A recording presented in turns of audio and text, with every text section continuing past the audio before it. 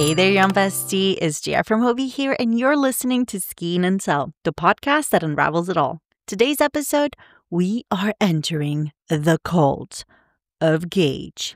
Yep, you heard me. The mystical, maddening, math-filled world of gauge swatches, pattern promises, and haunting voice of past mistakes whispering, "You really should have swatched that." Today we are talking about the cult of the perfect gauge, how we chase it, how we fear it, how we obsess over it, and sometimes how we rebel against it completely. Whether you're a gauge goblin with a swatch spreadsheet or a chaotic crafter who hasn't measured a thing since 2013, this episode is for you. Because behind every perfectly fitting sweater, every symmetrical sleeve, every dreamy drape is a ritual and a little bit of madness. So grab your tension tool, your favorite hook or needles, and maybe a sacrificial skein, and let's get into it.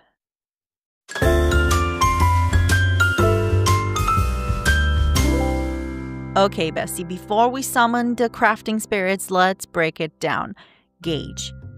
What is gauge, really? So gauge is how many stitches and rows you get per inch or centimeter using a specific yarn and hook or needle size. It's kind of your stitch fingerprint. It determines whether your oversized cardigan fits like a chic cloud or a toddler's crop top. Now, designers write patterns based on their gauge, and if yours doesn't match, boom, chaos.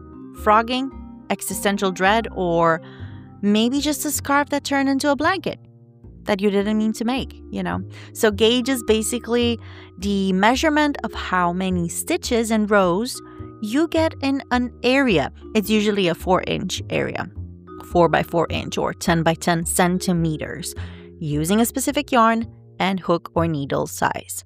So you'll see something in a pattern, something like this. Gauge measures 16 stitches by 20 rows equals 4-inch or 10 centimeters in stockinette stitch with 5mm needles.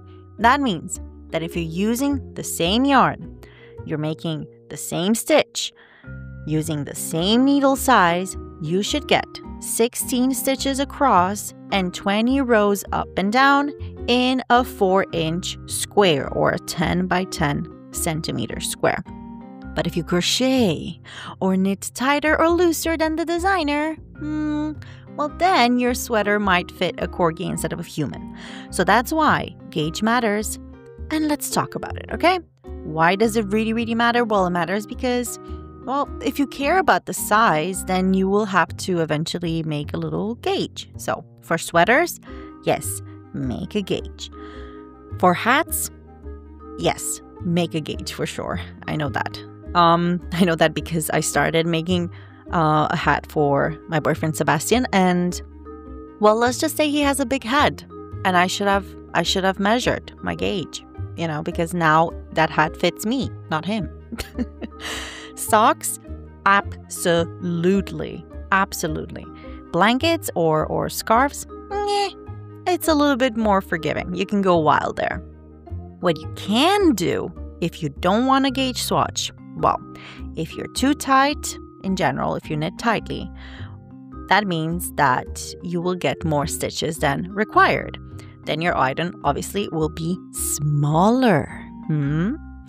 Too loose or you get less stitches than required, then your item will be bigger.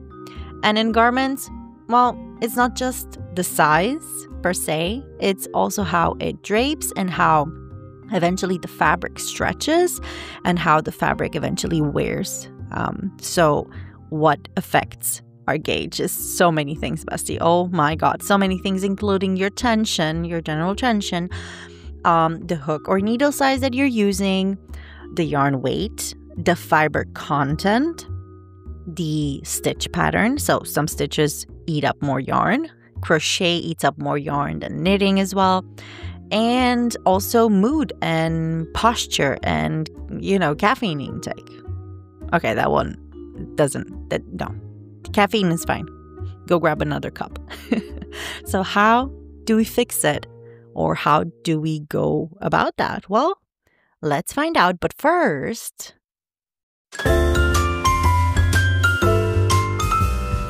we interrupt this episode for a special segment that explores the history of yarn, the archaeology of yarn, brought to you by our special correspondente, Yarniana Jones.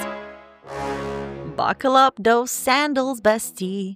Grab your crochet hook and needles, because it's time to descend into the fiber vaults of ancient Rome. Because this week's Archaeology of Yarn with Yarniana Jones is gonna get very toga core. Okay, Yarn Bestie, Yarniana Jones here.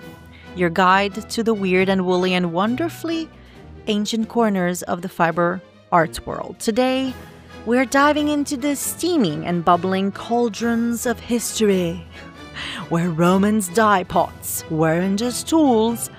There were status symbols and political statements and sometimes very stinky places. So, this episode is scented with vinegar, with shellfish, yuck, and with a hint of imperial drama. So let's start with the diva of all dyes in the Roman times. We've kind of covered this before, but I'm just gonna bring it back just to freshen up your memories. Tyrian purple. This wasn't just a color, it was a lifestyle. Okay, so made from mucus glands of the Murex sea snail, yum. This dye was so expensive and so labor intensive that it was reserved for emperors only. Also, senators could wear like a stripe of the color on their togas. But basically you needed thousands of snails to produce enough dye for one single toga or piece of garment. It stank, okay? It stank high to the heavens. To high Olympus, for that matter. The fermentation process took weeks, okay? Ugh. But once fixed into wool, the result was a rich, almost electric purple that never faded, ever. So if you saw somebody in a full-on purple toga back in ancient Rome, ooh, that was the equivalent of somebody casually strolling past head-to-toe Chanel and crown made of credit cards. But don't worry, not all Roman dyes and dye pots were full of snail goo.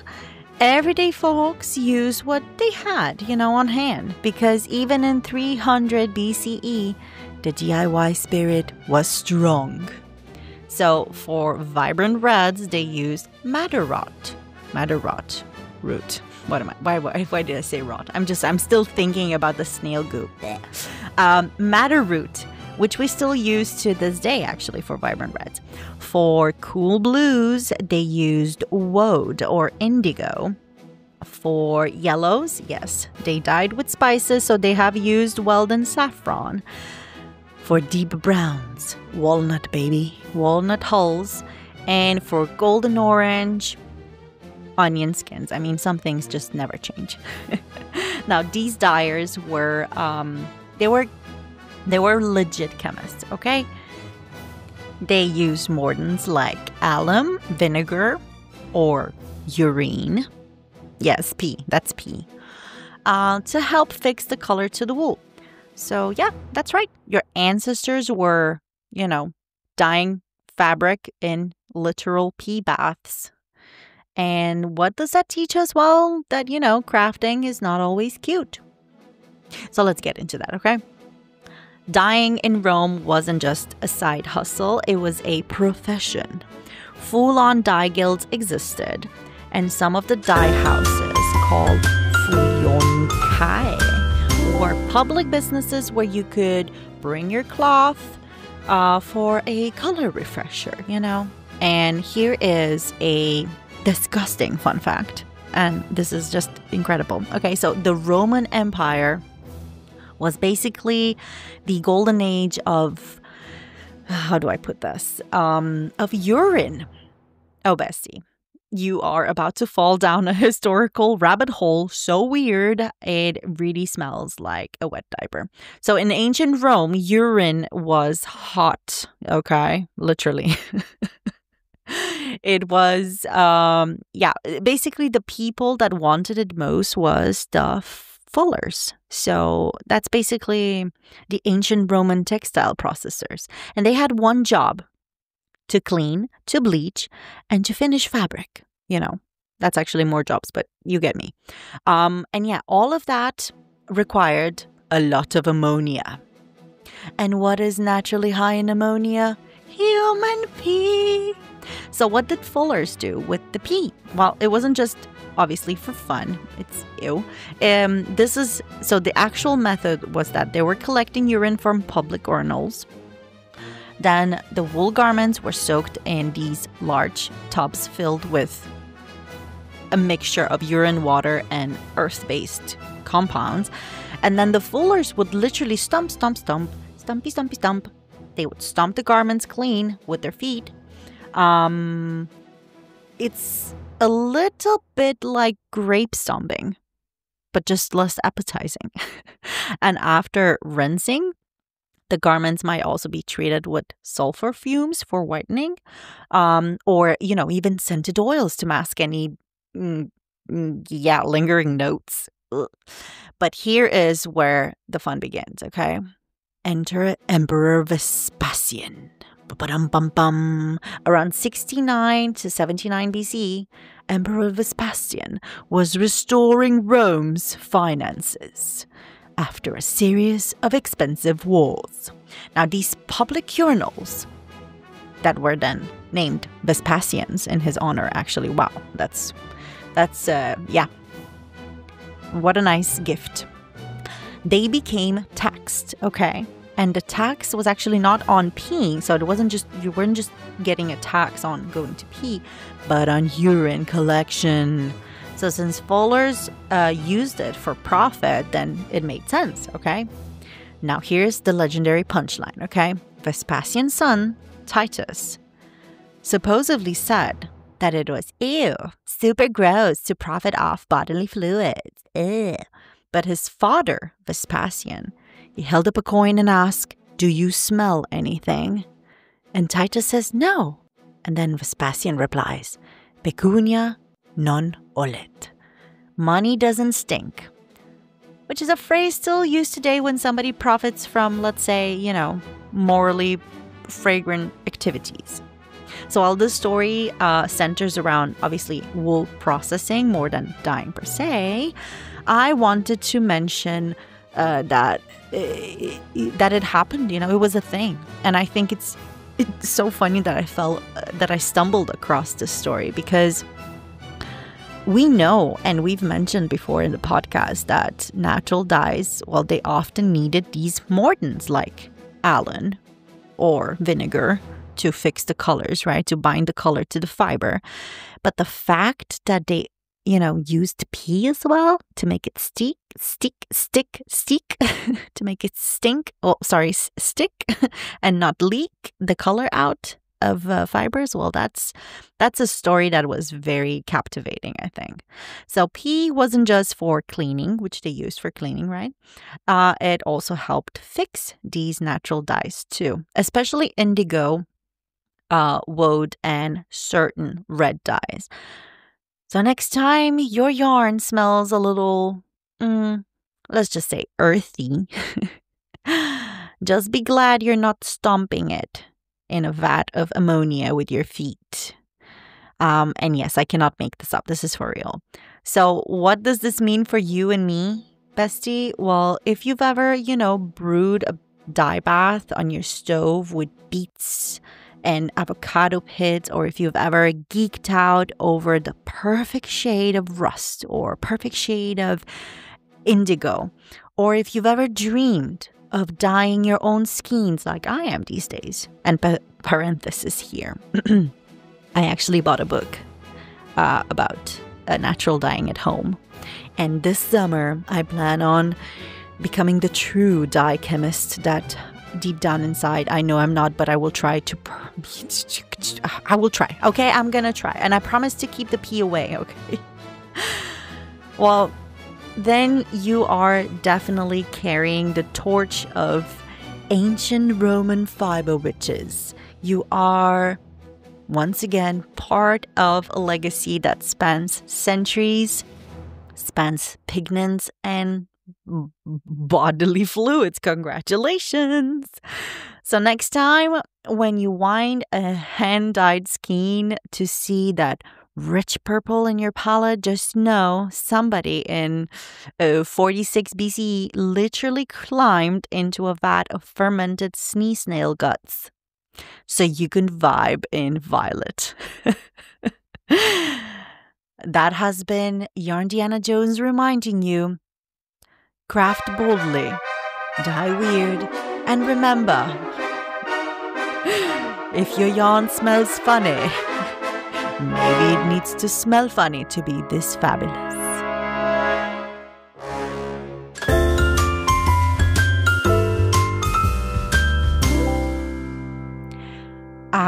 The gauge swatch, the sacred rite, the fiber crystal ball. For some of us, it's a quick sketch, okay? Yeah, it looks close enough. Let's go. For others, it's a full-on scientific process with blocking, with measuring 3 times, and possibly burning sage. The true gauge acolytes know that you must swatch in the actual stitch pattern, not just plain stock net. That you must swatch the way you will work eventually. So in the round, then swatch in the round. And you must block that swatch like it will be treated. So swatching isn't about just fitting. It's a whole vibe, okay? But let's be real. Do we always swatch? No. Should we? Also, no. So let's talk about the dark side of gauge. The part where it becomes a little culty. Like when you frog the same sleeve 6 times because it's slightly off, you know? And my best friend, yes, my bestie. If you're listening to this, bestie, this one's for you, Erica. Or if you spend an entire afternoon trying, you know, or switching between 4.5 millimeters to then 475 and then back to 4.5 because just doesn't feel right. Or when you swatch and it's perfect, but then the project still turns out wrong, you know, and then you spiral into this Pinterest and Instagram fueled identity crisis. And how do others make it? How does this look on others? And this is called gauge brain. Okay, it's real and it's sneaky and it's telling you, you know, things like, ooh, you're not good enough, and ooh, you're not skilled enough, and ooh, you should have used this other yarn combination. Well, gauge brain is basically a part of the perfectionist crafter complex. Trademark. And honestly, I think that at some point we all have it. Because when you pour, you know, hours and days and weeks and months into a handmade item, you do want it to be perfect, you know? But perfection is a lie, bestie. Repeat after me. Gauge is a guideline, not a personality trait. But here's the twist, okay? Not everybody worships at the altar of gauge. There's a whole underground of chaotic crafters who simply just stop swatching, okay? They eyeball it. They live on the edge. They say, if it fits, it fits. If it not, it's a gift. And you know what? They are right. I mean, they're free to do whatever they want, and why not? Their projects are maybe a little looser, a little stranger, but definitely a lot more fun and definitely less stressful, okay? These folks, they do have rituals too, okay? We have them. We have rituals, you know? We just, you know, put on the whip and we hold up our arm and say, well, it kind of looks right. Should I make it a little longer? I don't know. Should I? starting the project and adjusting on the fly, like the true jazz musicians that we are, accepting that eventually this scarf might become a blanket. I mean, I don't know, a baby blanket could be it. Honestly, Gauge rebels might actually be the true visionaries here. So what even are you? Are you a Gauge cult follower, or are you a no swatch rebel? Leave it in the comment section, because you can actually do that. You can leave comments in the podcast, at least on Spotify. I would love to see. Or actually, you know what? I'm going to actually add a poll to this episode, and you can answer the poll if you're listening on Spotify. Then I can see who is listening here. Do we have a lot of Gauge cult followers? Do we have a lot of no swatch movement going on?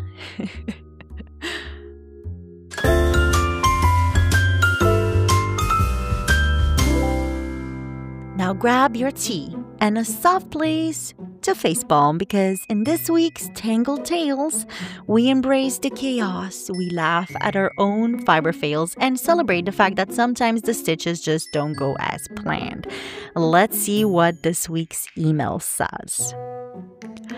I had no clue how to crochet, picked a super ambitious project, and just went for it. No idea how to read a pattern. Didn't even own any stitch markers. Okay. Turned it into a sweater with a weird color or yoke. Granny squares, filling in gaps, wavy ribbon. It's awful, it's ugly, but I still have the full sweater. It's a bit strange, but I am actually planning to remake it in a few years' time. Then I will frog the original and probably keep the squares to put into a blanket or something. Smiley face.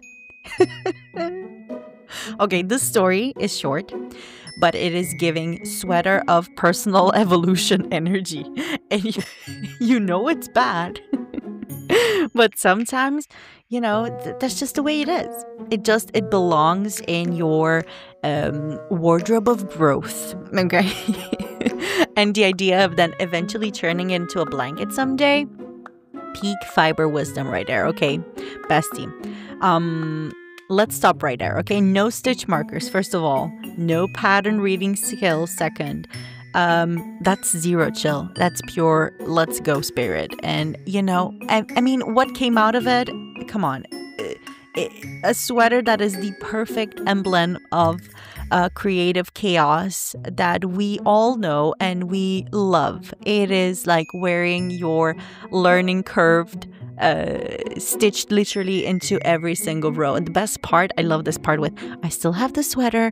I'm planning to remake it in a few years. Then I'll frog the original one and use the squares for a blanket. So it becomes a livid archive of your first messy masterclass in fiber and confidence, ready to be honored, repurposed, and maybe swapped for a sleeker version someday. And I mean, this is golden because it's honest. Yes, beginners do, weird and big mistakes, and it is totally okay. It is golden because it's evolution. They're already planning their 2.0 version, and I love that. And of course, it is resourceful. The original one becomes kind of like a legacy piece. Like a yarn treasure trove. This is Tangled Tales, and it is a sweet one. It's a relatable one, and it is exactly the vibe of imperfect progress you want, no shame, just stitches and giggles and fiber self-love. Bestie, you are officially part of the Tangled Tales Hall of Fame. Now back to our main topic. Now here is the good news. You don't have to join the cult or live in chaos, okay? There is a happy medium, a happy in between. So here are my tips for keeping, your sanity and what I specifically do. Of course, you don't have to follow them, but just, here's my tips, okay? My little 5 cents on this. So swatch it when it really matters. It can be whether you're making, for garments and for more fitted pieces, for more math-heavy patterns. If you're making an oversized or a very, very drapey piece, don't stress over the exact number. A close match if you're like a stitch off or two, maybe even 2 stitches off for an oversized piece, it works just fine. Block your swatches, okay? Fibers, they change so much. The cotton grows a lot, the wool blooms, the alpaca stretches. So after you make a swatch, give it a washy wash and block it. And then when it's dry, measure again. I actually even do 2 times washing. So I wash it once, block it, then I wash it again, and I block it again. But that's for like I said, for very math heavy patterns and for stuff that really, really matters to me, right? You might, once again, get an extra stitch or 2 or get a stitch or 2 less after you wash it. So I think that, just basically just making the swatch and then measuring, it's like, no, just wash it also, okay? It really, really can change so much in your final piece. And I really see it as for me, it's a whole process, just like when you pick up, when you start a project and you pick up the needles for the first time and, you there's a whole process of like, first you're like picking your colors or you're picking your yarn. And that's also a process too. I actually have turned my brain into believing or into assimilating this process of making gauges as part of the whole big picture, and it makes it really, really exciting as well. And yes, most importantly, if your gauge is off, then remember, again, it is not you. It's not you, it's me, No, I'm joking, but for real, it is not you. It's just a great cue to adjust and to eventually try again. And every designer has their own tension, and their own way of crafting, crocheting, knitting, whatever. And that's their own. And you have your own signature tension. So you don't have to feel bad or think to yourself that, I'm not good enough of a crafter. And, because my gauge doesn't match theirs, therefore I'm a bad knitter or a bad crocheter, or that's not the case. I am me, you are you. We have different personalities. We have different tensions as well. So yeah, it's not you if your gauge is off, okay? It's just a great cue to adjust and try again. Crafting is definitely a journey. It's not a test of who's best and who's better and so forth.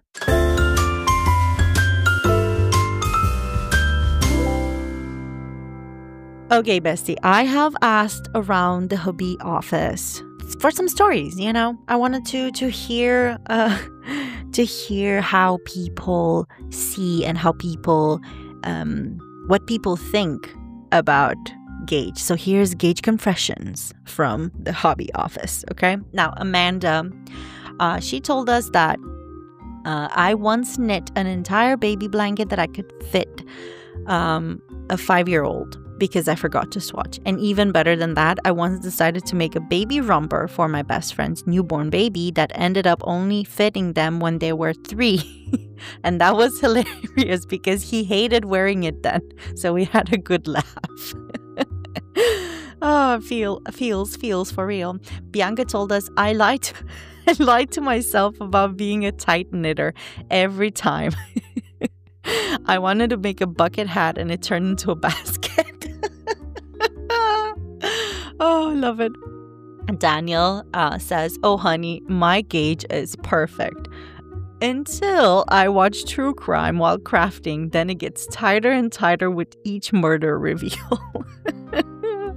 Feels like I'm also like I can relate also to this because if I'm watching a very a thriller or something on TV while I'm crafting, then I can notice. And you know what?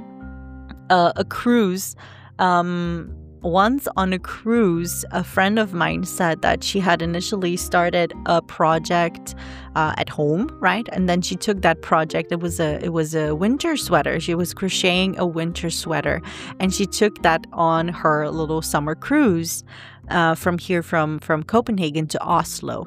And then she noticed, because it was summer and it was very humid in the air, her tension just got tighter and tighter and tighter.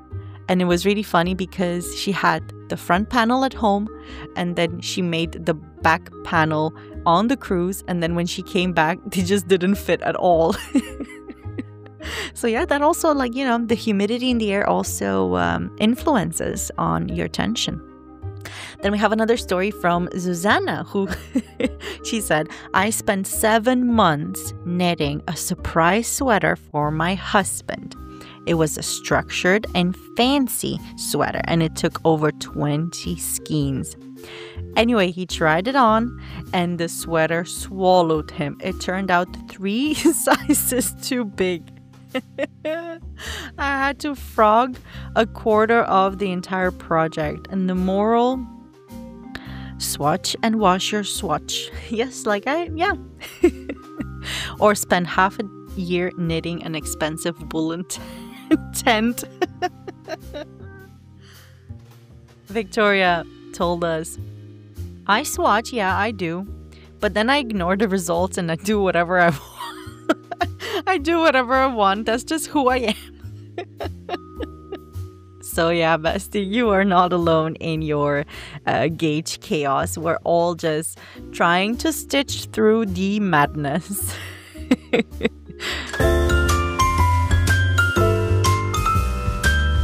So whether you're a proud gauge goblin or a chaotic swatcher, or somebody still, I don't know, figuring it out, you know, repeat after me. Gauge is a tool, not a rule. Gauging helps you make things that fit your life. It's not about being perfect. It's about creating with love. It's about creating with, you know, curiosity and maybe a tiny bit of mat-induced screaming. So yeah, thank you so much for listening to today's episode of Skein and Tell. And if you've gotten, you know, if you've gotten your own gauge horror story, or you want to just kind of confess your secret swatch rebellion, you know, tag us by using hashtag Skein and Tell or hashtag Hobbii podcast. Or I mean, even send it my way to Jaya@hobbii.com. That's GEA@HOBBII.com. I will be reading some of them in the future Tangle Tales segments. So until next time, keep your stitches smooth and your rulers honest and your perfectionism in check, okay? Okay, see you next time. Love you, bestie. Bye.